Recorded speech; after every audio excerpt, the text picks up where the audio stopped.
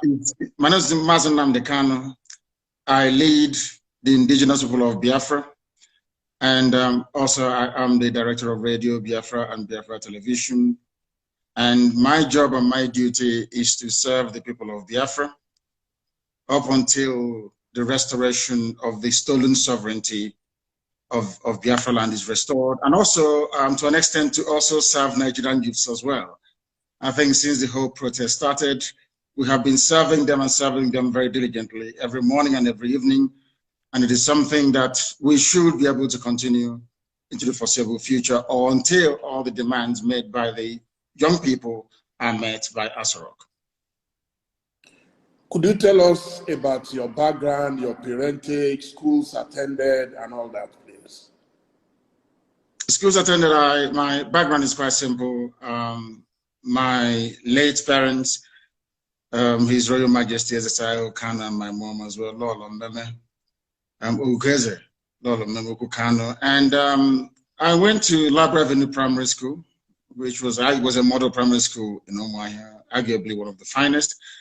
And then I attended the best secondary school in the world, I believe, Fisher High School, then named Government College Umuahia, the same alma mater as Chinua Achebe, Kensira Wiwa, and Cyprian Quincy, and a whole host of other people who have gone on to at least make an indelible mark in our consciousness, if not in our society.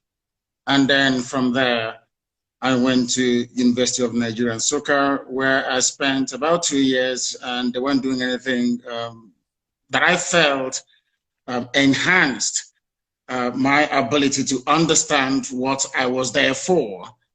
I had to travel to England, where I studied politics and economics at now London Metropolitan University. I've worked in various capacities. I'm actually the owner of Alpha Phoenix Consulting Limited in the UK, which is a consultancy firm, an economic development consultancy firm.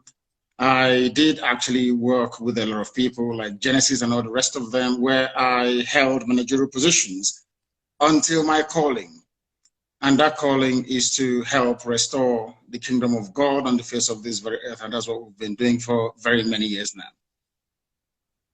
Fantastic. So growing up, who were your heroes, your mentors? I think my father was number one. Only two people in my life have seriously impressed me. One was my dad, that I was very close to, that I learned a lot of things from. We never actually spoke that very often, but I used to sit around and watch him conduct his counsel, the way he adjudicated in cases and the things that he did. And most of the morals that he left me with. I remember on one occasion, I asked my father, why is it that even after Sunday service, when we get back home, normally if I go to my friend's house and you ask after their father, they'll tell you that their dad is sleeping or doing something of that sort. But in my house, any time there's a knock on the door, my father will encourage us to open the door. And I kept wondering why. And he said, if you have nothing to hide, then you should be able to answer every knock on the door. That is why you need to keep your hands very clean. And throughout my life, apart from the time that these criminals, these savages came to my house, the police had never been to my house or the army with a hostile intent.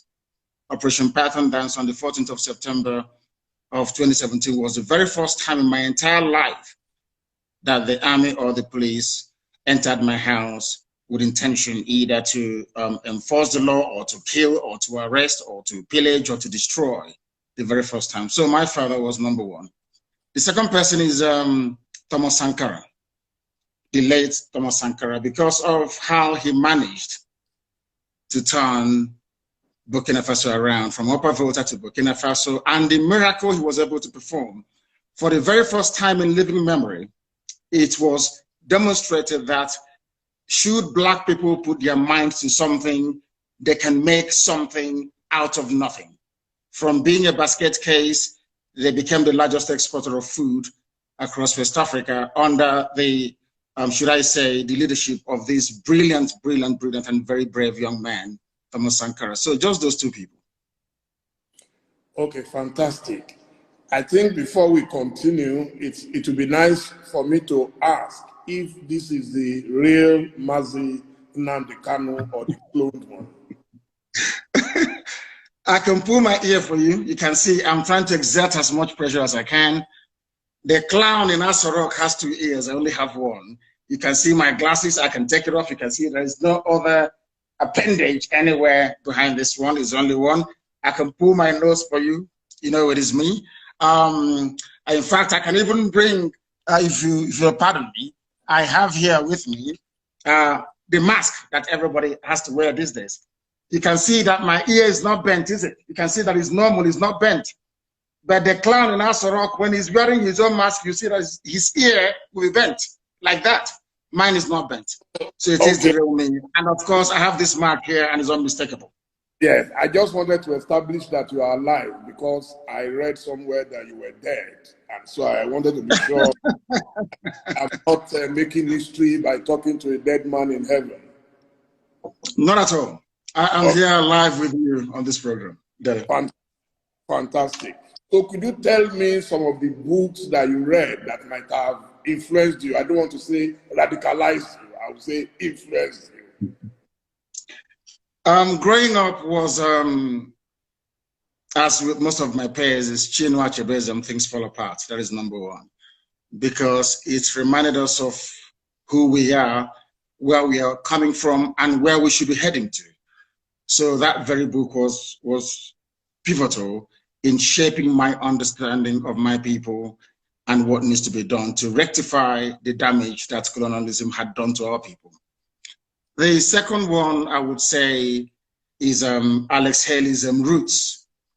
Again, in that very book, it reminded me or reinforced the need for the Republican zeal that burns in each and every Biafran, that we see ourselves as equal before any other race around the world, and our belief, cardinal belief, that all men are created equal before God. Given the heroic sacrifice those people made at Savannah in Georgia, in America, many, many centuries back. I also read Leon Uris's Exodus. It is about the Jewish Holocaust and the reestablishment of the State of Israel. Again, a very decent pointer towards where Biafra should be heading to. Those 3 books, Things Fall Apart, Alex Haley's Roots, and Leon Uris's Exodus. They're my 3 favorite books here. I've read a lot about your religious beliefs, but could you tell us about your faith? I worship the one true God in heaven that incidentally every religion on this earth believes, or should I say, worship as well. I believe I am a follower of Yeshua, Jesus Christ. I believe I worship where Jesus worshipped. I worship the same God that Jesus Christ worshipped. I praise the same God that Jesus Christ praised. And one of my favorite prayers actually was the prayer that Jesus prayed when he was asked to teach the disciples how to pray. And he said, "Our Father who art in heaven," which goes to confirm the supremacy of Almighty God in heaven, bar none, the name above all names. And it is exactly the religion of my forefathers. My ancestors worshipped God and God alone. We answer Wachuku. From the names we give our children, we glorify God. And if you go to my village right now, all you hear about Ikechuku or the Nakachuku, everything is about God. So I don't need to be tutored or to be told by anybody who God is, because God is ever present in our lives, and that is the God that I worship. Sometimes people tend to mistake it because the only modern interpretation of that very religion is Judaism. The only modern interpretation of this ancient religion is modern day Judaism. So that is why I tend to gravitate towards Judaism. But as I said, I am a follower of the teachings of Jesus Christ. But I practice Judaism in the main. I was privileged to meet the late Chief Chukwuemeka Odumego Ojukwu in his lifetime. In fact, Ovation had exclusive access to his wedding, to his wife, Lady Bianca. What was your relationship with him? Did you ever meet him? And did you draw inspiration whatsoever from him? Yes, he is our eternal leader. And that was the title that I gave to him in recognition of the very stellar work that he did, trying to save a people that didn't want to be saved. And also, I had come in contact with him in London. We invited himself, Peter Obi Chekwasokore, to come to London. That was in the year 2002, if I'm not mistaken. And I consider it an honor that where he stayed, the hotel he stayed in London, I paid for it. So I had sat with him on a few occasions and benefited from his immense counsel. The reason why we want to honor him by restoring Biafra. And only then will the whole world know in how much esteem we actually hold him. To us, he's an icon. To us, he's our Moses. To us, he is the forebearer. To us, he is everything.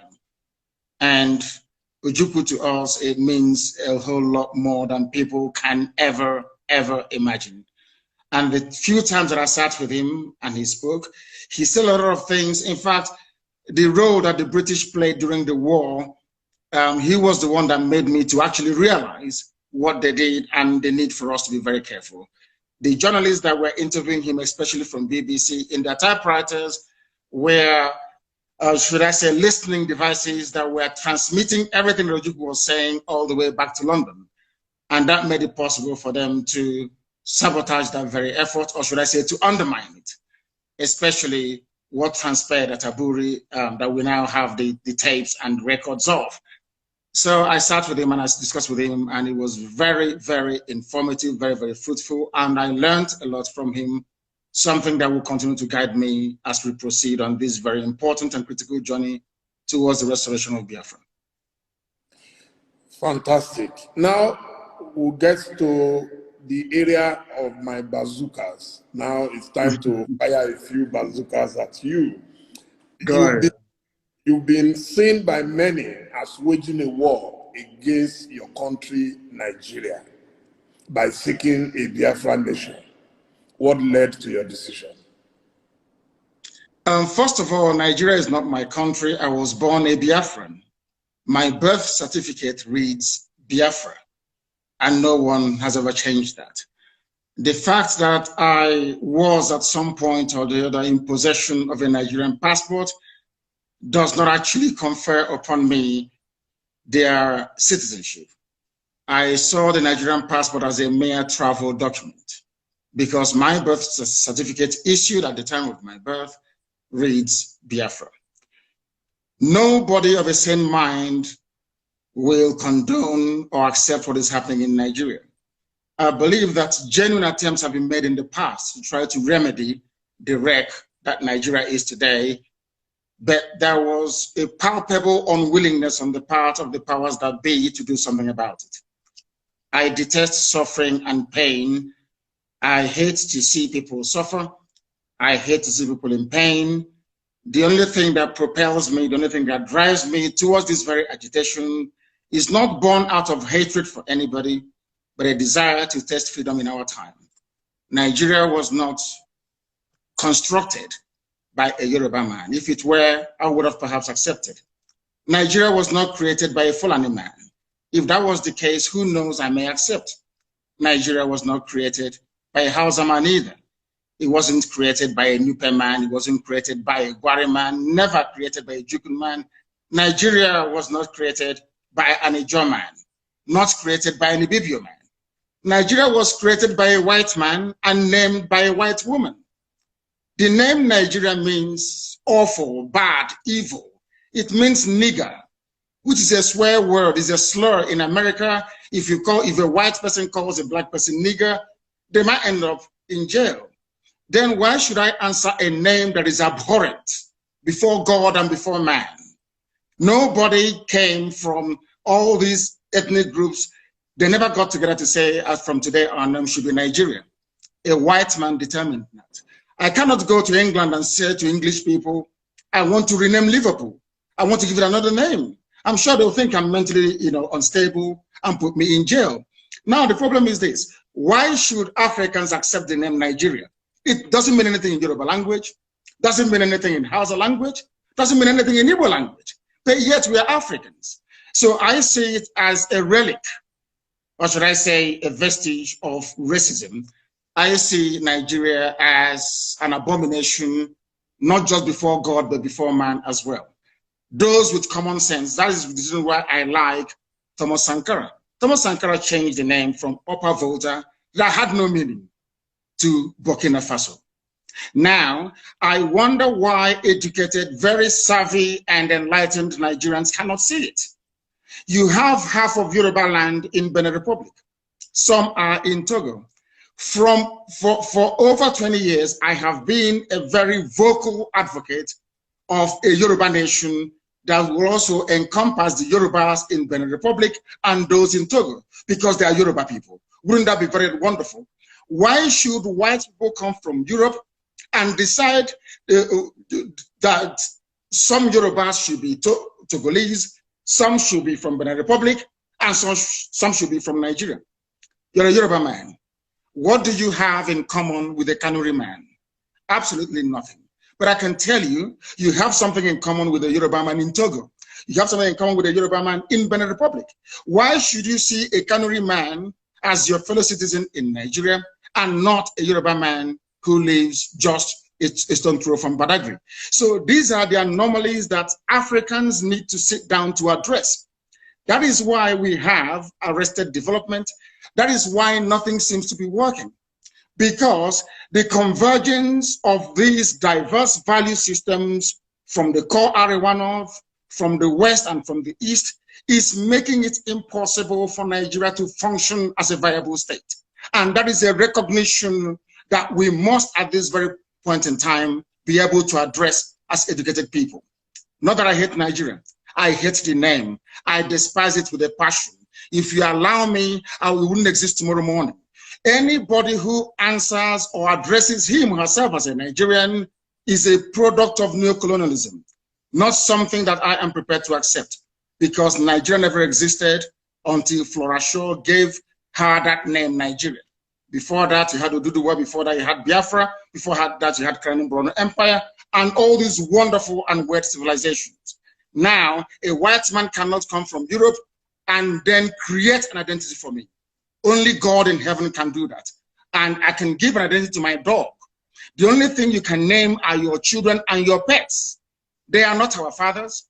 They are Caucasians. We are Black Africans. They have no right being in Africa and giving us names. And that I will never, ever accept. Military and security experts have said it is impossible for any country to fight 2 civil wars without monumental repercussions. Have you considered this? And what lessons did you learn from the last Nigerian Civil War? The lessons that I will learn from the last war, if I can begin by addressing your last question, is that we should not have given up. Even though we were overawed as a result of a global conspiracy of unprecedented proportions.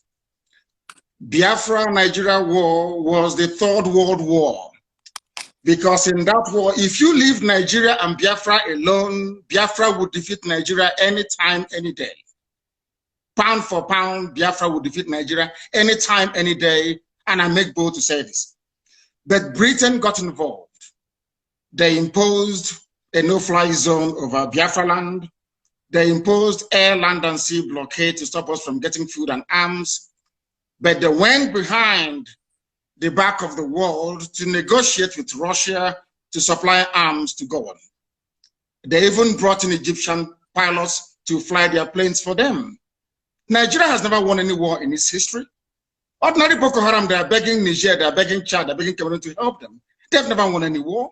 The only thing they specialize in doing is killing civilians, as they did at Lekki Tollgate. That's what they can do.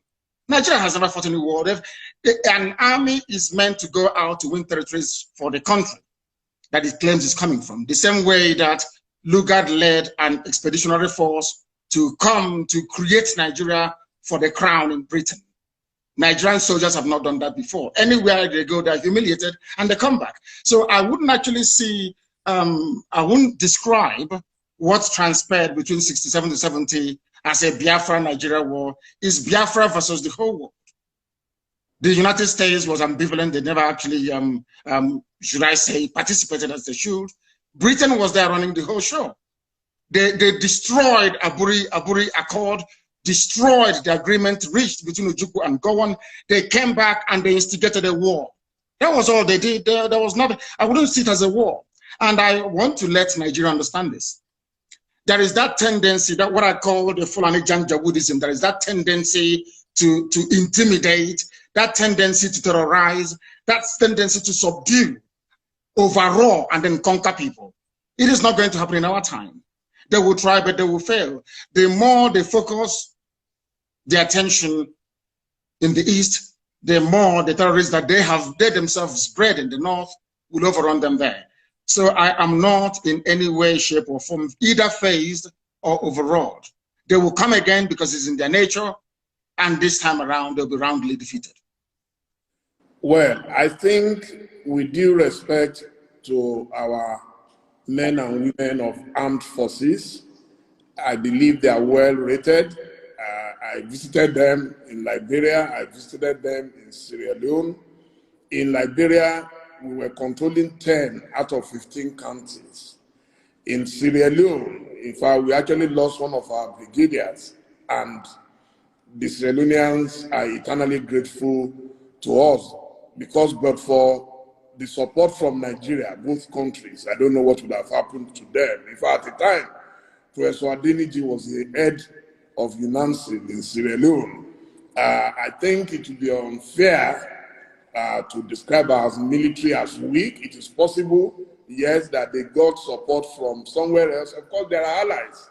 That's why you had NATO. In fact, it's one of the reasons a lot of people are angry with America under Trump, that he has virtually collapsed the relationship, military ties to other countries. So I'll leave it at that. But then I want to go to the next question. The Igbos are obviously marginalized in the political configuration of Nigeria, but they have done extremely well globally in business, in sciences, in commerce, and so on. Won't they risk a lot of these spectacular achievements if you decide to go the way you want to go? I should have thought that your question should be along the line of, had those people been in Nigeria, don't you think that Nigeria would be a better place? For instance, but it's never happened and will never happen for the following reasons: resentment, envy, and the need for the Fulani Janjaweed Caliphate to dumb down the standard of excellence so that everybody can become an Alumajiri. That's exactly what I have done. I am not shocked nor surprised that we are recording not just, Igbo people or Biafrans, but Yorubas are doing the same thing as well all over the place. It's there. What I then want to ask people is this: why is it that we cannot wake up one morning and hear that there is one Fulani mathematician in Florida doing very well, maybe working for NASA? Why is it that we have not woken up one morning to hear there is one Fulani man or woman voted in as a mayor or as a parliamentarian somewhere in Europe? It will never ever happen, because that is not their orientation. That is not how they were brought up to see society.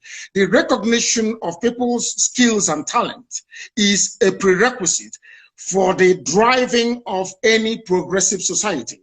That hasn't happened in Nigeria, because if you're not from the North, may God help you. Why is Nigeria suffering today?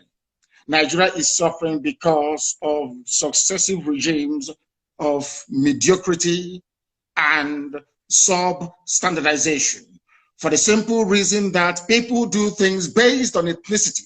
People want to protect their tribe.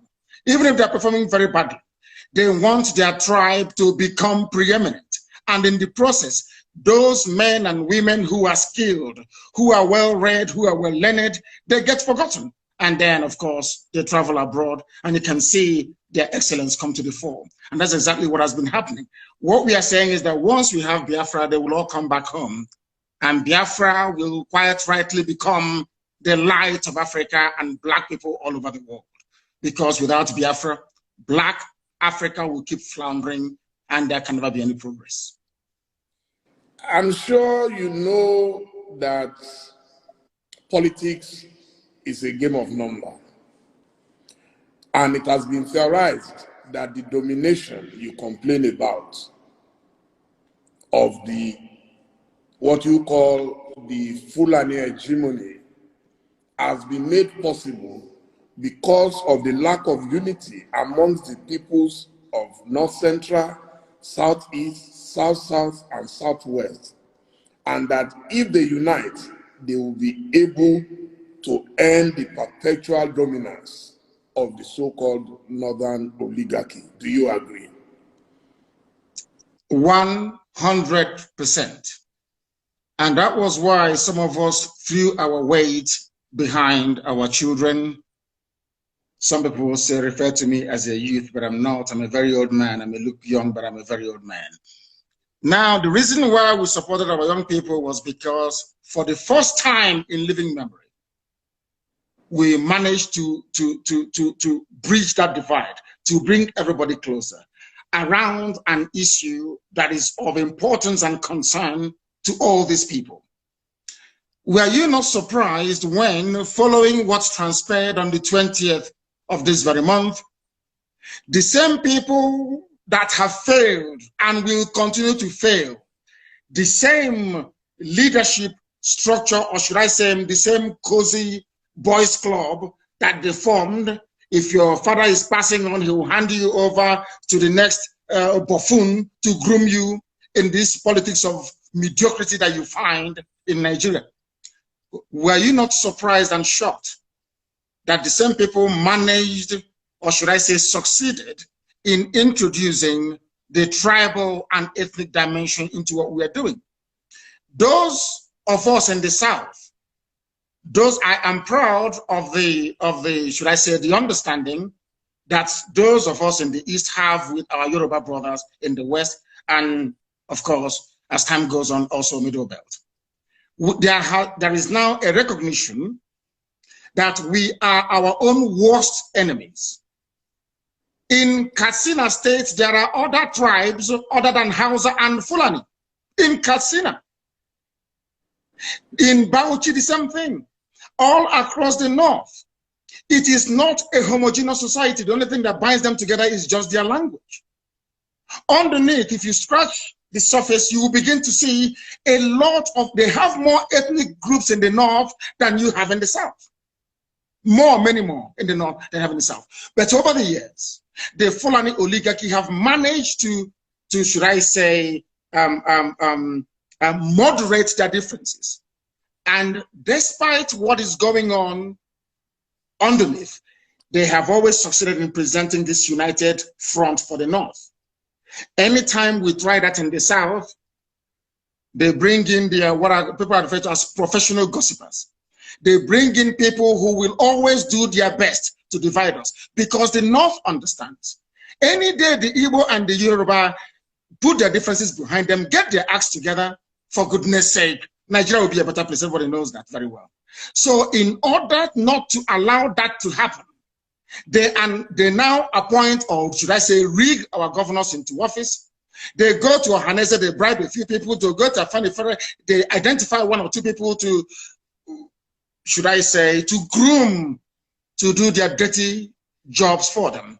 And what is that dirty job? You saw it in full view and in full display on the 20th. People that claim they went to school, people that claim they are senior advocates, people that claim they're enlightened, were the ones that introduced the tribal and ethnic dimension into that very successful protest. And you can see where we are today. They are rejoicing in the north. They're having fun in the north. That thing they have always done, once again, they have done it. But of course, they cannot break us. This time around, we just want to let them understand this. The unity between the Igbos and the Yorubas is deeper than End SARS protest. It is far more fundamental than they can even imagine. Now, is Biafra your only option, or you are willing to work with other so-called oppressed peoples to form a union like it is in the United Arab Emirates? Everything depends on what the people want. I am a Democrat. I am a Republican by genetic disposition. Anything the people want is what they're going to get. My dream and my mission is Biafra. Let's say during a referendum, people decide we want to be, yes, Biafra is good. We can answer Biafra within a union that comprises of Middle Belt, of Oduduwa and Biafra with a new name. Who am I to say no? I'm a Democrat. Whatever the majority decides is what I'm going to do. But as for us, we are pursuing Biafra. And I will also help the Oduduwa people to pursue the Oduduwa Republic. I will help the Middle Belt to do the same. But one thing is paramount. Should our people decide at a referendum or place beside to say, we want to maintain a semblance of union with Oduduwa and the Middle Belt, who am I to say no? I am a Democrat and I will go with it. But my primary concern now is the restoration of Biafra.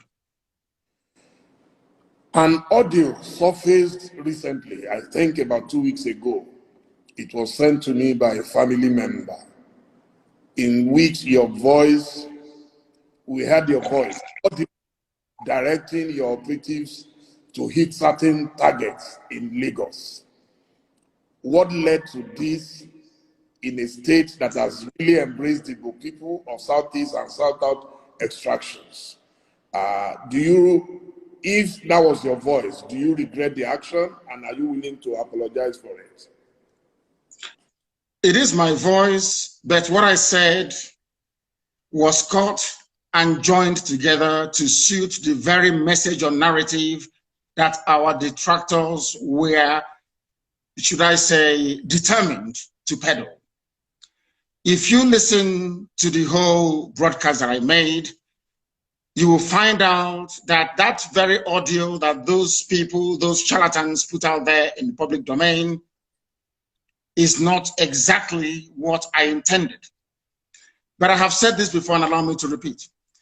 If by making the pronouncement that I made on that very day that I was misunderstood, or that the true intentions of what I was wishing or willing to convey was somehow misconstrued, then I apologize for it.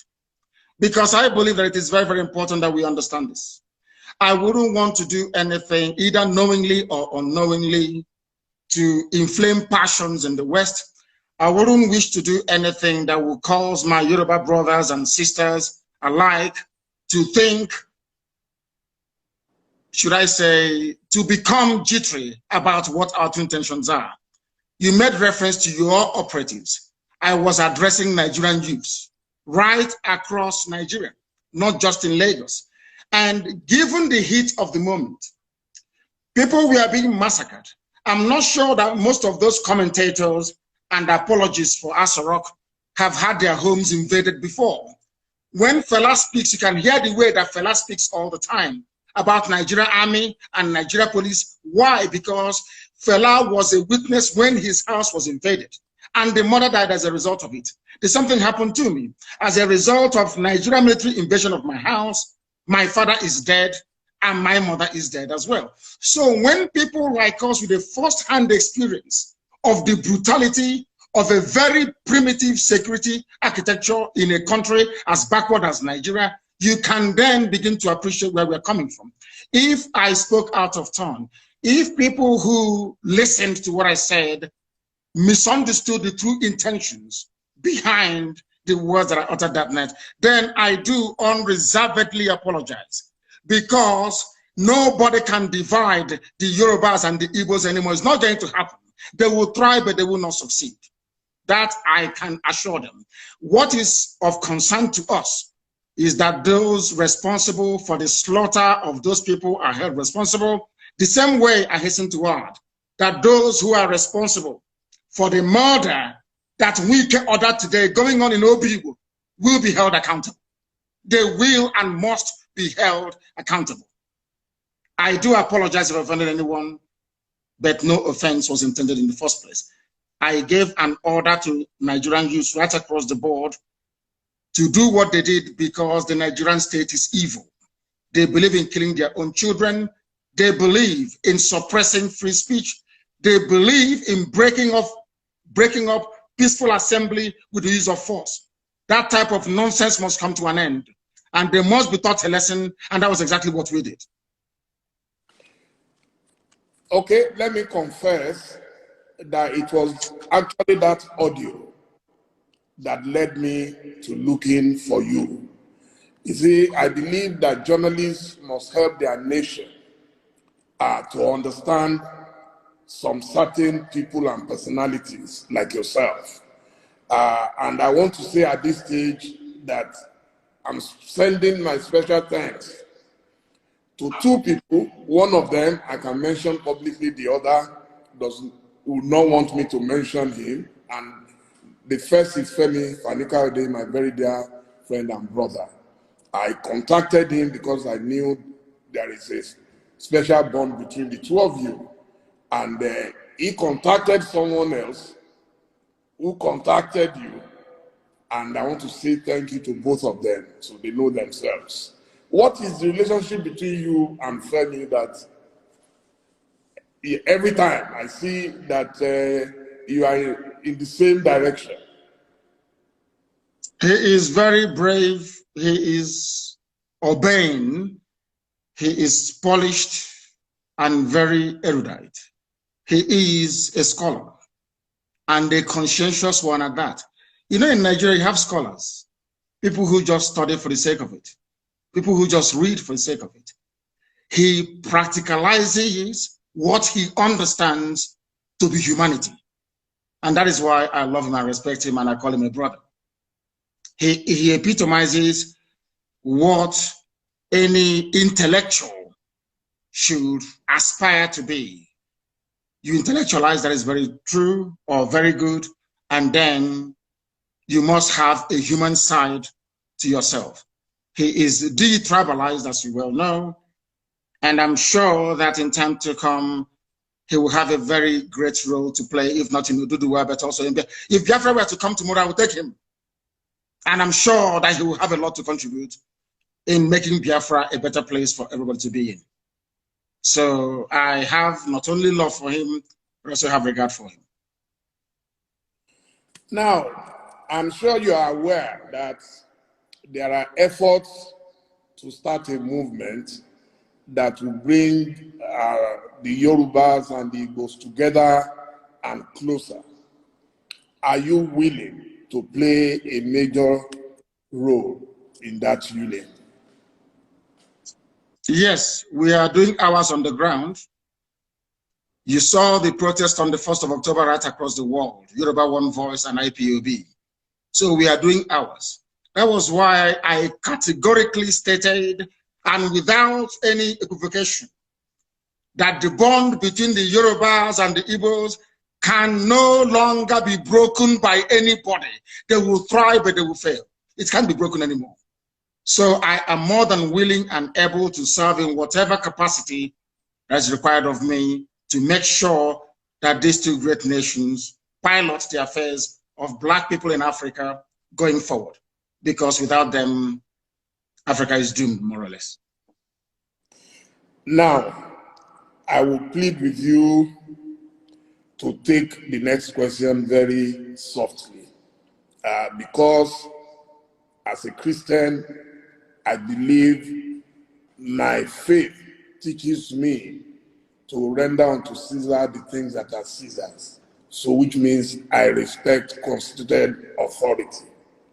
My question is about your best friend, our president and commander.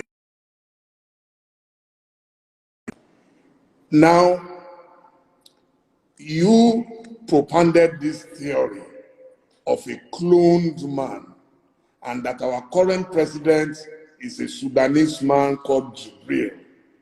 Do you agree that your information might have been wrong, and you are also willing to apologize to him for that error? Anybody can make a mistake.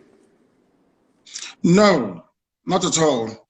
Buhari is dead and buried in a shallow grave in Saudi Arabia. Aisha Buhari was there. She came back from what they called a lesser Hajj. She was wearing black. She was mourning. If you look at the pictures that were circulated at that point in time, you will see the smug, or should I say, the forlorn faces of northern governors. A minute silence was held at the AU for a late Buhari. Even Her Britannic Majesty, Queen Elizabeth II, also penned a condolence message to the people of Nigeria before the cabal took over and asked her to rescind it, which she did. Buhari is dead, and I'm prepared to stake Biafra on it.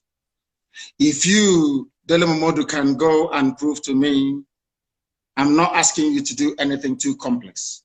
If you can go and ask this man you call Buhari, whoever it is in Asarok, to come outside, don't do very much, address a panel of Nigerian youths, maybe 20 of them, and speak Buhari's mother tongue, which is Fulfude. I will give up Biafra, I will apologize to him, and I will submit myself to any authority on this earth to do with me as they please. There is no Buhari. Jibril was there. Jibril followed Abba Kyari to Cuba and ran away from there and never came back. The man you have now in Asarok is from Niger Republic. His name is Yusuf Abubakar Muhammad. That's his name. Yusuf Abubakar Muhammad. Even Shekau knows who he is personally and was mentioning his name as well. It is not Buhari. The old Buhari that you and I know, the country cannot be burning and he will restrict himself to only 12 minutes of edited broadcast. Impossible. Impossible. Anybody that knows Buhari, even if he's dying, he must speak because he fought in his own understanding to keep Nigeria one. Anything that impacts or threatens the territorial cohesion and integrity of Nigeria, the old Buhari, in fact, he will be in Lagos. The old Buhari will be in Lagos, I'm telling you. But this little, have you not seen him with his fresh hands of a 35-year-old? He cannot wear this. He cannot wear this. Because if he wears this, his ear will bend because it's rubber, silicone. We know about AI technology. It's deep fake. Please Google it. You're a media man, you must know this. I can replicate this very interview with your face showing us having this conversation, but it is not you. You also saw that some, would I say, some eagle-eyed investigators managed to discover that there was actually a microphone, a loudspeaker on the table. It's everything that they claimed that Buhari was saying was coming from a loudspeaker. From a loudspeaker. Very, very sad indeed. These are the things that the world must understand and come to terms with. That the person you are calling Buhari is not Buhari, and I can stake my life on it. If he comes out tomorrow and takes, or should I say, address any press interview live without Garuba Sheikh who bring this, telling people to cut. If he can come out tomorrow, a panel of journalists will, in fact, no, not journalists because some of them are corrupt, youths will address him. There and then you will know that Buhari is no more. There is no Buhari. No country. How can you have a country you claim you're proud of, and that country is run by 10-minute video recorded every 4 months? What sort of country is that? Every 4 months you issue a pre-recorded video to address 200 million people. What an insult. What an insult. In a time of crisis, there is COVID-19, people are agitating, they're very restive. The only thing you can do is 10 minutes video. Laughable and absolutely absurd. And no sensible person should be able to tolerate it. Buhari is dead, and I stake my life on it. Please don't stake your life on it, because I am very, very convinced that he is alive. I have been meeting Buhari since 2010. Okay, and the last time I met him was 2 years ago inside Aso Rock with a former president of Africa. I met him, we interacted, he cracked jokes with me, he even said, Dele, it seems you've added weight. I am telling you that I am not foolish not to know the person I've been seeing for 10 years. I've worked closely with him on his campaign, and yes, you could have your theory why you think, you see, my own theory is different. Because he was very sick, a lot of people thought that he would die, and God restored his life. And I think that is why you think he is dead. I am personally convinced that he's alive. I believe that a man like President Olusegun Obasanjo will not go and hold any meeting with a cloned president of Nigeria. If I can't vouch for any other person, I know that Obasanjo will never agree. He will talk. There is a saying where I come from, Dele. If you see something that is greater than your farm, you sell your barn where your harvest of yam is, where you store your yam, because that is the greatest thing that any Igbo man has in the olden days. If you see something that is greater than your farm, you sell your barn. And you could be a robber. They do not want to expose that the fact that Buhari is dead, because everybody depends on the oil and gas coming from Biafra land. Without oil and gas, Nigeria will be worse than a banana republic. There will be nothing happening there. Nigeria runs what is called a rentier economy. You sell oil and gas to import everything you need, including toothpick, including Indomie and pasta. So what is called the doctrine of stabilization. If you come out and you announce that Buhari is dead, there will be pandemonium everywhere. In fact, the US government feels that if they allow a precipitous collapse of Nigeria, it may impact the wider region. That is what the Africa desk at the State Department has been doing for very many years. So if you expose the fact that Buhari is dead, it will cause pandemonium, and there will be regional destabilization, and you will have a whole lot more of foreign terrorist groups to contend with. Now you have 7. Many more will come up. They do not want to turn northern Nigeria into another Yemen, Afghanistan, or Syria, or Somalia, for that matter. That is the only reason why they're keeping quiet, and everybody is hoping that he will make it to 2023 so that Aisha can go with the boyfriend and relax, because Buhari is dead. Absolutely dead and confirmed. Look at the hands of your, I can become a trend. You ever seen that little boy they call Tagwe that used to mimic Buhari, speak the way that Buhari does, crack Buhari jokes? That little boy is an Igbo boy. They've not given him a Fulani girl to marry. You know that little boy called Tagwe, he's a comedian. He mimics Buhari. These things happen. People can mimic Obama. People can mimic whoever they want to mimic. There are expert actors who can do all of these things. But let me make this very clear to you. It's a very simple thing. I'm not asking for a DNA test anymore. If Buhari can hold a meeting, the man you call Buhari, with Nigerian youths to ask him questions and speak his mother tongue Fufude, then I will give up. But I can assure you categorically that you are one of those that they have deceived, but they cannot deceive us. It was a well choreographed, well planned, and executed with military precision. They knew what they were doing because Britain is in charge. Britain is in charge. The same way they took charge of the NSAS protests. You were there, you were watching. When British High Commissioner went to Lagos, did not see the Lagos State Governor, but saw Tinubu. Not up to 48 hours, the army came and started shooting. And now, as they say, the rest is history. The people controlling you are those that created you. The people that made you a Nigerian are those now in charge of your lives. You are not in charge of Nigeria. They are, and are the ones running the show. And maybe next week, you get another 10 minutes video recorded. the old Buhari couldn't have done that. Ask Obasanjo. How many times did you allow them to broadcast a recorded speech in a time of national crisis? How many times? Obasanjo will tell you no. Jonathan did something. Only this thing that they put up there. Now, I will ask you to put on your face mask. Put it on. Put on your face mask. Let us see. Do you have one with you? Yeah. Ask them to bring it for you. Put it on. Your ear will not bend. Your ear can never bend. It's impossible because you're a human being. You have cartilage in your ear. But if this ear is made of silicone, as the one that Aisha's boyfriend is wearing, once you put on mask, your ear will bend. Simple. And that is why we have common sense and brain.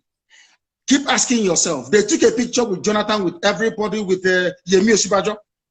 None of them had their ears bent. Only Buhari's ears were bent. Others were wearing the same mask, but only Buhari's ear was bent, meaning that it's made out of rubber, silicone. The person that's not Buhari and can never ever be. Please go ahead. Okay, so do you have a map for Biafra? Where will it start from and where will it end?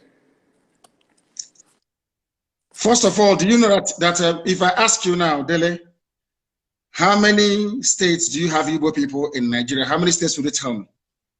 It's a simple question. You're a journalist. I would say everywhere. No. I mean where they are indigenous to, where they come from. There could be Igbo people in Lagos and not from Lagos. The Igbo people. If I ask you right now, how many states in Nigeria do you think that Igbo people are indigenous to? How many would you say? 5 Southeast states? After all, that is the Igbo territory. Is that what you say? Yes. I have a surprise for you. It is 13. Igbo people are indigenous to 13 states of Nigeria. 13. As I told you, those who created Nigeria are in charge of Nigeria. And in order to weaken, to diminish, to render irrelevant every aspiration of an Igbo man, Britain decided to advise the Janjaweed Caliphate to keep redrawing the map until we now have only 5 states. Igbo people are in 13 states. And now let me answer your question. The map of Biafra starts from wherever women tie 2-piece wrapper and ends where they stop tying 2-piece wrapper. In other words, Biafra land starts from Kogi in the north, in Igala land, Idoma, Igede, all the way to Ikodomikodo, Idu land, in Udo, and going down to Bakassi, after Cross River State, and to Bonny, and to Opobo in the south. All these are Biafran territories because if you go there, all the women tie 2 people. The 13 states. I want the 13 states, please. You want me to name for you the 13 states that make up? Yes, please. Kogi, are there Igbo people in Kogi? I'm sure the answer is yes. Yes. Indigenous. Are there Igbo people in Edo State? Yes. We agree. In Edo State, there are Igbo people. I'm not talking about Tubiaja, which is Ishan. We'll come to that later. I'm even talking about a place called Igbo Akere. Igbo Akere. Are there Igbo people in Delta State? Yes. Are there Igbo people in Benue? In Benue State, I'm asking you, Izi community is in Benue State. They speak Igbo. The largest market you have in Benue belong to the Igbo communities in Benue State. Are there Igbo people in Cross River? Yes. So Igbo people are in Cross River. Are Igbo people in Akwa Ibom? Yes. E2 is in Akwa Ibom. There are Igbo people there. Are there Igbo people in River State? Are there Igbo people there? Of course there are. 90% of River State is Igbo. Are there Igbo people in Bayelsa? And you'll be shocked. YES is the answer. There are Igbo-speaking people inside Bayelsa itself till tomorrow morning. The same way you have Igbo people in Ondo. Are there Igbo people in all the 5? I've counted for you the 6 states that make up the so-called South-South. Imo, Abia, Anambra, Ebonyi. Yeah, you've mentioned 9 now. 9 states. 1, 2, 3. Kogi, Edo, Benue, Cross River, Akwa Ibom, Rivers, Bayelsa, Ondo. Have you added? No, not in Ondo. We're not in Ondo. Igbo is not in Ondo. What is in Ondo is Ijo. Ijo is in Ondo, not Igbo. But okay. Ijo is Biafra. And we'll get to that later. And then you add the 5 southeastern states. You have Imo, you have Anambra, you have Enugu, you have Ebonyi, you have Abia. Add all of them together. Imo, Anambra, Ebonyi, Abia, Enugu. 1, 2, added to the 6. Okay. 5 southeastern states. 6, 7, 8, 9, 10, 11, 12. I think one is missing somewhere.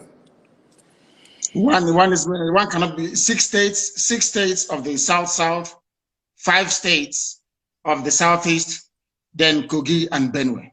And then you get 13. In all these places, you have, I'm not telling you about where they are trading, where they are doing business. People from there are Igbo.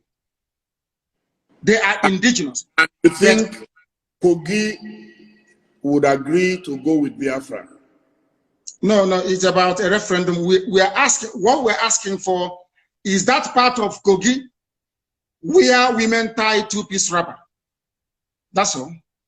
Your mother will tell you where you come from.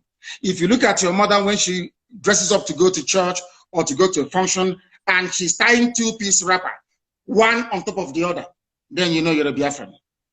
And that's what they do in Kogi, in Enugu State, in Benue State, in Cross River State, all the way down. You can go all the way down to Edo State. It is there till tomorrow morning. Don't you think you are likely to hit the brick wall if you try to go expansionist, if I could put it that way? I am an Igbo man. With all due respect, my dear brother, the Yorubas may be comfortable leaving Yoruba people in Togo and the Benin Republic and calling somebody from Sokoto State their brother. I don't intend to do that. Wherever you have Igbo people, they must be together as one. We are not leaving anybody behind. We cannot leave anybody behind. It was the Fulani Janjaweed and the British that caused this problem. You cannot come to my land, you take an Igbo community, you give them to Benue, you give them to Kogi, and you say that from the north. Ohanese may tolerate it, I will not tolerate it. I can't tolerate it. I am not going to leave one single Igbo community anywhere. They must be part of Biafra. They must be part of Biafra. What happens? Let's say the other people that you are fighting get provoked and they decide to call your bluff and say, okay, Igbo people in Kaduna, in Katsina, in Sokoto to thy tent, O Israel. How would that fit into your plan? Quite frankly, before you answer, let me do it as a double warning. And what if the Igbos in those places say they are not interested in joining you? Hallelujah. We say good riddance. Everything we are doing is based on the consent of the people. There must be a referendum, or should I say referenda, which is the plural, right across the board. We are going to ask people, ethnicity by ethnicity, where they wish to belong. If they say we want to be part of the Janjaweed North, where once in a while you lose your daughter, your wife could be raped, oh, well and good. We let them go. I am a Democrat.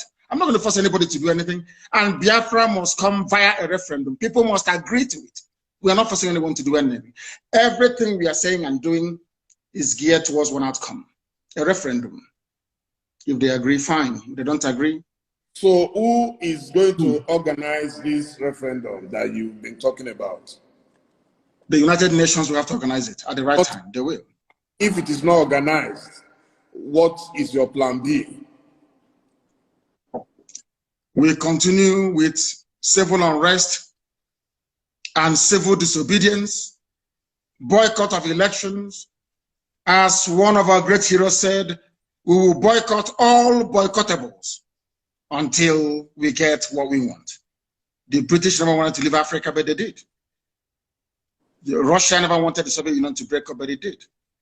Serbia never wanted Yugoslavia to break up, but it did.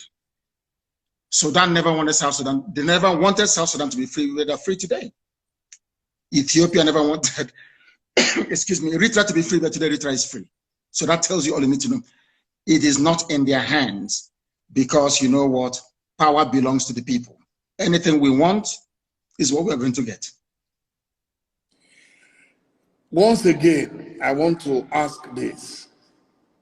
Do you think this dream is realizable without a war? And are you prepared to fight another war? This dream can be realized without a war. And let me put it this way, as soon as the people, the various ethnic groups in Nigeria realize what Nigeria means to each and every ethnic group, they will subscribe to our position. So it is realizable without a war. Before the white man came, let me ask you this, because it's an interview, which means you can ask me a question and I can ask you. Before the white man came, was there any Nigeria? Before the white man came, did Nigeria exist? It's a simple question that I'm asking you. Dele, did Nigeria exist before? It didn't, no. It didn't exist. Then why are African people, black people dying over something that they did not create? Did any Yoruba man create Nigeria? The answer is no. No Igbo man created Nigeria. No Hausa man did. No Fulani man did. No Kanuri man did. No Jukun man did. When you come to Nigeria, it's always a debate about it is our turn. It is our turn. It is our turn to rule. Now, there are over 250 main ethnic groups in Nigeria. If you keep rotating the presidency every 8 years to each and every ethnic group, times 8 by 250. How many years are you going to get? So some people will die many times over. They will reincarnate many times over. The presidency hasn't come to them. Nigeria is a joke and an absolute mess. It was not created by black people. Therefore, it cannot be sustained by black people. I want to see an Africa where a Yoruba nation, a Yoruba mega nation extends from Togo all the way to Edo State. That's what I want. Because that is authentic Africa. I don't know why Africans are so beholden to something that is alien to them. Are you a white man? The Lugard that created Nigeria is a white man. What are you doing as an African defending something that a white man created out of, should I say, a racist intent? Nigeria was an ordinary company, Royal Niger Company, an ordinary business venture that the British converted into a nation. And Africans are killing themselves, trying to maintain something that a white man created. Sometimes I wonder what type of God made African people. I don't understand it. And that is why you have this neo-colonialism. That is why the British High Commissioner had to go to Tinubu to ask him, how do you end this protest? Because if this protest continues, you're jeopardizing our oil. Nnamdi Kanu can use it as an advantage to go and get Biafra. They asked the army to go in and kill people. You people are being ruled by your colonial masters. Your fate is not in your hand. You're in a country that is 60 years old, so to speak. There is no electricity. If I am a Nigerian, I can't come out and say I'm a Nigerian. I'll be ashamed of myself. For 60 years, you have no electricity. For 60 years, no good roads. For 60 years, no good schools. For 60 years, your politicians are traveling abroad for medical treatment. I ask you, what is there to be proud of about Nigeria? Name one thing you can be proud of. Name one thing. Is a question I'm asking you, Dele. Tell me one thing you can be proud of in Nigeria. Nigerians are amongst the brightest people in the world, including the Igbo people, of which you are one. You're a very brilliant man. That is Nigeria in your DNA. I was born a Biafran, not a Nigerian. Nigeria is a historical mistake. Was there a birth certificate at that time that wrote Biafra on it? Of course, yes. You want me to show you? I will show it to you. I can email it to you. It's not here with me right now. I can email it to you. My person is Biafra. I don't mind. I will email it to you. So you see, what I'm asking is, if Nigeria never existed until the white man came, why are you, as a black African man, defending it? What's a white man created? Why? When you have Yorubas in Benin Republic, Yoruba is in Togo, they speak your language, they eat your food, they dress the same way you do, you have the same culture, the same value system, the same orientation, and I'm asking you, and the white man came from Europe and said, oh, you are Yoruba from Togo, you speak French. You're Yoruba from Benin Republic, you're going to speak French. But you, Dele, you're Yoruba from Nigeria, you speak English. Are people not perturbed by that? That level of dehumanization, that level of subjugation. You see, the one thing that shocks me about Africa and their class of intellectuals is the fact that they are willing to swallow hook, line, and sinker anything the colonial master gives to them. And I've asked you this very question. Can you go to Europe and create a country as a black man? The answer is no. Then why must you accept what a white man is doing in Africa? Do you see why we are poor and very backwards? Do you see why Nigeria can never have 24 hours of electricity? Never, ever, ever, ever.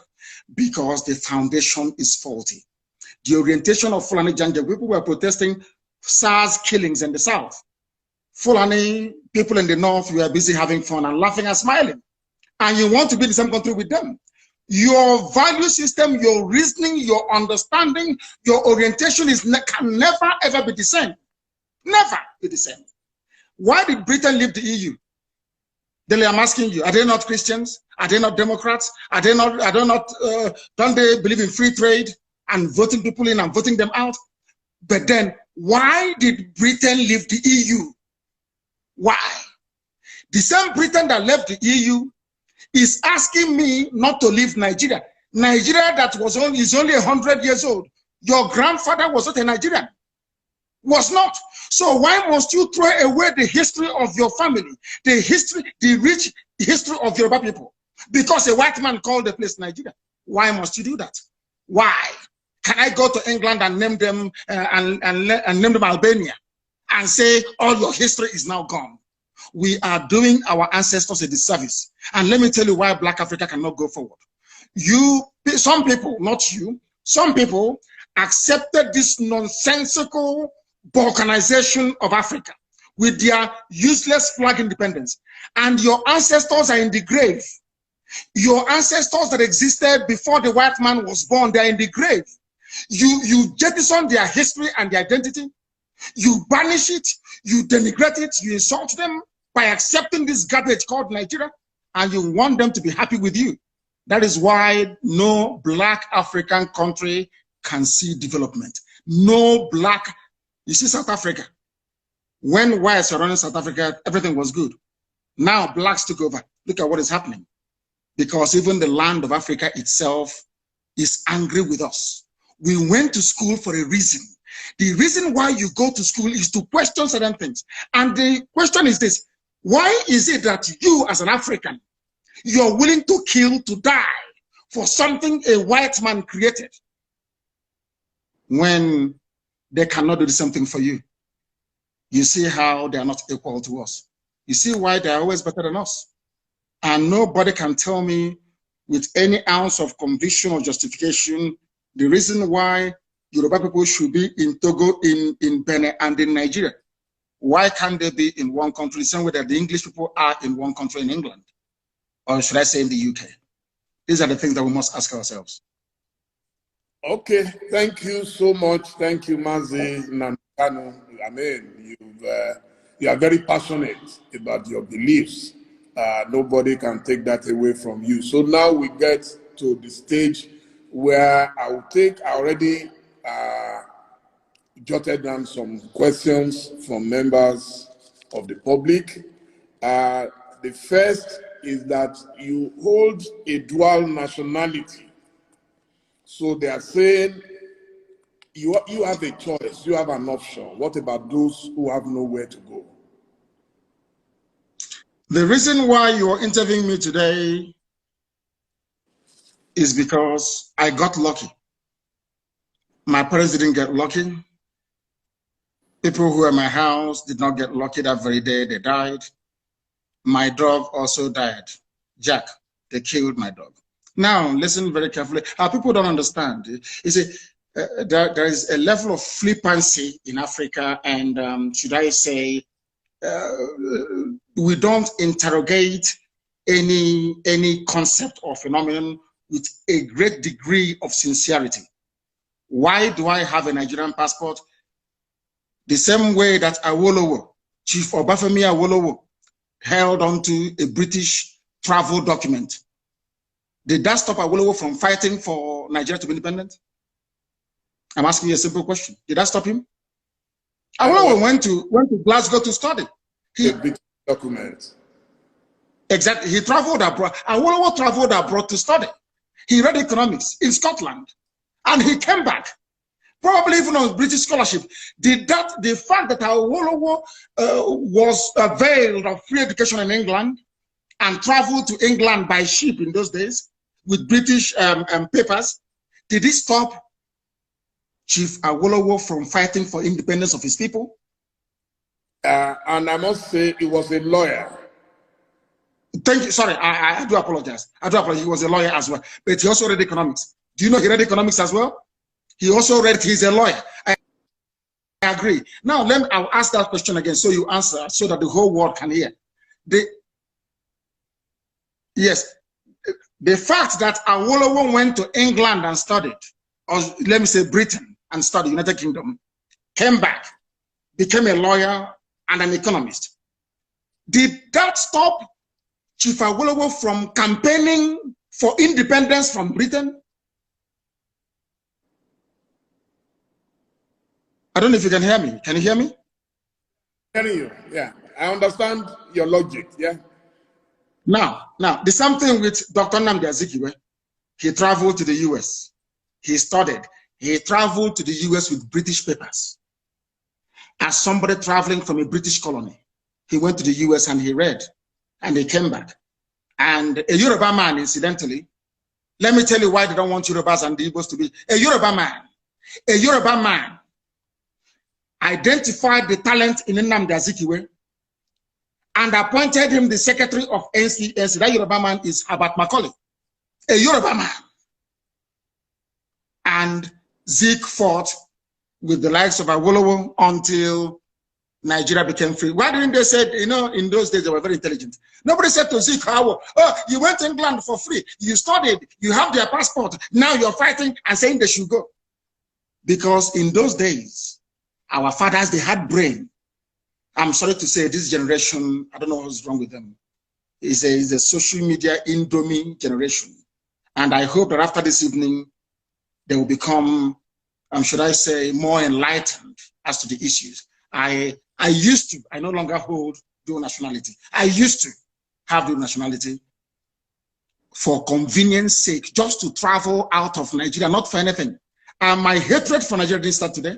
I've always hated Nigeria. It's a very useless place. Only a fool can say, I am a proud Nigerian. There's nothing to be proud of. Absolutely nothing. You have nothing. Individually, you're brilliant. The Ngozi Okonjo-Iwealas of this world, our brother who is at African Development Bank, very smart and very brainy, yes, as an individual, but collectively as a group, the most useless 200 million people in the whole world. Nothing is coming out of nothing, absolutely nothing. Absolutely nothing. So how can I be a proud Nigerian? Ordinary light you don't have. No, simple light you don't have. How can I be a proud Nigerian? Thank you very much. Now, your governors have virtually rejected Biafra. Those are the most senior representatives of the people. So this person is asking, how do you want to deal with that situation? How many governors do we have per state? I think it's one, isn't it? One governor per state, yes. But they and control, in a democracy, they control no. and, yes. How many, during election, how many times does the governor vote? Once. Okay. So the people will decide, not a governor. We are not Fulani Janjaweed. We don't have feudal lords in our land. We are Democrats or Republicans. You have only one vote. Only one vote. One governor, one vote. People may dissent, they're entitled to their opinion. One governor, one vote during the plebiscite or referendum.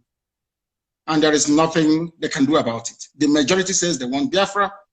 So the views of the governor, of course, may be taken into consideration, but it doesn't count because they are in the minority. We are not Fulani people. Someone has asked, how are you funded? We are the largest movement on the face of this very planet Earth. IPOB, Indigenous People of Biafra, we're all over the world. And our people are very, very generous. They fund us. No politician, no millionaire, no billionaire, nobody. Ordinary people in the diaspora and people at home. They fund this well-oiled machine all over the world. That is why we are formidable. We owe it to them. We don't have any godfathers. That is why I speak the way I do. If there's anybody who can say they are funding us, come out and say it. Nobody does. Ordinary people do. Because everybody wants freedom. Someone is asking, if you say you are asking for a referendum, how come you sometimes apply force, the use of force and coercion? That is the only thing the Fulani Janja would understand. Nigeria is a rogue creation. Nigeria is where vandals and bandits abound in political office. Nigeria is not a civilized society and can never ever be. You saw the way they were behaving. You give rice to a governor to give to people, the governor will steal it and keep it. Palliative that he did not buy. The only language they understand is by breaking into those warehouses and taking what belongs to you. The criminals and the hoodlums here are the governors, not the people who are hungry. I don't know why in Africa we always want to turn the narrative upside down. So you're telling me that Fulani can come to my place and rape my mother, abduct my sister, and I'll be clapping and praying and doing hallelujah and doing prayer and fasting. Nnamdi Kanu is not like that. We hunt them down, we pursue them, we catch them, and we deal with them. As simple as that. If people can tolerate that type of rubbish, we can't take it. Never, ever, ever. Never. You said you are a Democrat. Yes. Does democracy allow the use of brute force? Is Nigeria not a democracy? That they were in Lekki shooting people. That their constitution says should not be shot. People praying and singing national anthem, we are shot.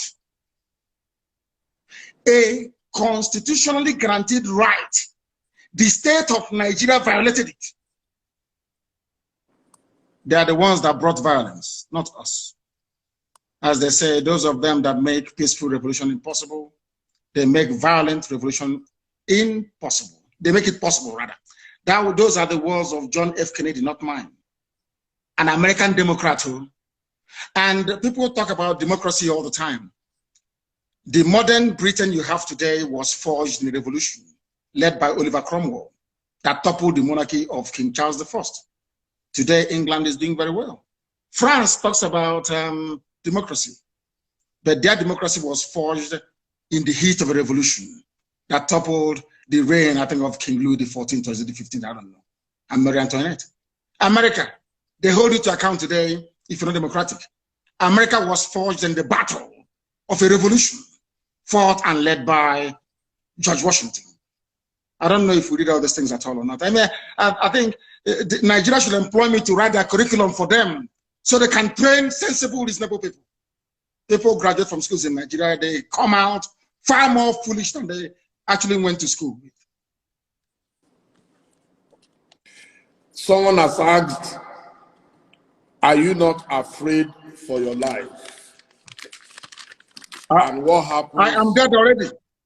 And at what happens if anything happens to you now? Do you have succession plans?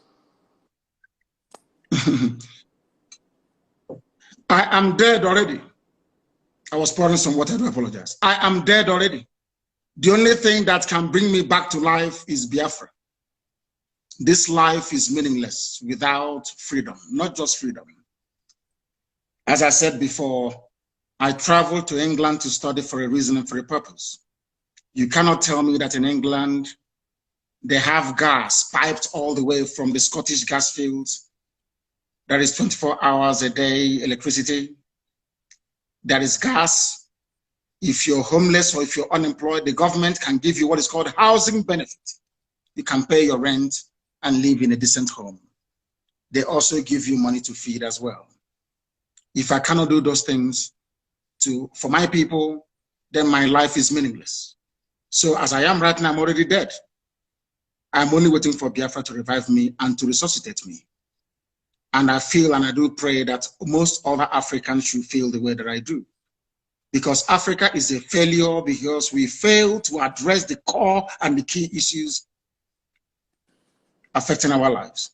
We intend to change that. And by the grace of God Almighty in heaven, we shall be successful. My life doesn't matter anymore. What matters is Biafra. Everything else is irrelevant. And the zoo government, they know it. Everything is irrelevant. The only thing that matters to me, God is my witness, is Biafra, nothing more. I'm not doing anything. I don't have a car. I have nothing. The only promise I said to God is, give me Biafra, that's all. I don't want anything else. What am I doing with money? What am I doing with cars? I don't need them. The Biafra I do need. Now, someone says, if you disagree so vehemently with the English people for what you believe they've done in Nigeria, how come you accept their protection? They are not protecting me. I'm sure if they have a chance to kill me, they will kill me. They're not protecting me. The only people that ever protected me was the state of Israel. Nobody else has ever protected me. Only Israel did. So if they have a chance to kill me, they will kill me. What protection is the person talking about? I said it before. Chief Obafemi Awolowo went to UK to study. Chief Obafemi Awolowo, because there's one good thing about the UK. If you study there, your eyes will open. You see how vocal and vociferous the protest in London was. Because we understand their game, we know the way they play it, and we feel sorry for our people that they cannot see what we have seen. But one day, who knows, their eyes may open. But as I keep saying, anything we do to ensure that freedom comes, not just to Biafra, to Duduwa, but to everybody, every ethnic group, I am all for it. So could you tell me a bit about your project, the Radio Biafra? Radio Biafra. Of the Radio Freedom under Abacha. So I know a bit about pirate radios. So that's why I'm asking. It's not a pirate radio. It's not pirate. Radio Biafra is registered in England. It's not a pirate radio. It is actually registered. It's not a pirate radio. That was the argument they were making before. And when they asked the UK to shut down Radio Biafra, UK told them we can't. It's a legitimate business. You know, it's a legitimate concern in the UK, so we can't shut it down. So it's not pirate. And we build our own transmitters. I don't know if you know that. The FM that you listen to in Lagos, if you're in Lagos right now, if you hear my voice tomorrow morning or the voice of any of the presenters tonight, we built ourselves. And I believe in encouraging ingenuity. Everything we have, we built ourselves. Because, of course, God is with us.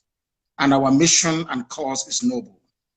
That is the history of Radio Biafra, and we keep expanding. And I do hope that before this month runs out, which is just a few days away, that Radio Biafra will be in Katsina broadcasting in Daura. Radio Biafra will be in Daura broadcasting. And they will complain, but they can't do anything about it because we are far ahead of them. What are you doing in Daura when you said Buhari is not there? So what will you be doing in Daura? No, they challenged us. Their MDC challenged us. They said they're going to buy equipment worth, is it 700 million to disrupt what we are doing. So in response, I said, I'll put a radio inside Daura and I'm going to do it. I will. There'll be FM in Daura very soon. So you cannot be jammed. Who can jam it? Who is the person who can jam it? This is the technology from Biafra and you cannot do anything about it. That is why the Katrina Lang is running helter-skelter to stop Biafra, because they know that once Biafra comes, maybe an African country can now put a man on the moon. They don't want that because they know what we can do. And I'm saying it out in the open. They should try all they can to stop us. They cannot stop us. Eventually, we're going to win. Because this is God's project, not man's project. It's God that said Biafra must come. Not man. On this note, I must say a big thank you to you for a very, very elucidating session. And I am definitely educated about you. I may disagree with you on a number of things, but a lot of people didn't want this interview to take place. I told them, I hate censorship. I was a victim of censorship. Everybody must talk. If you don't talk, nobody will know why you do the things you do. And those who disagree with you must still get to know more about you. And I must say, I am very, very grateful that you agreed to speak to me. And I hope very soon again, when we have cause to speak to you, at least now we've established this contact. And I really appreciate your agreeing to talk to me. Thank you so much, Mazi Nnamdi Kanu. Thank you, Dele. Thank you very much. Thank you very much. And thank you for having me. Thank you. Thank you. My dear viewers, I told you it will be the mother of all the interviews, and so it has been. Thank you all. We'll be uploading, and I'm sure a lot of newspapers will get some news out of this. Thank you, and good night. Thank you. Thank you very much. Thank you. Bye now.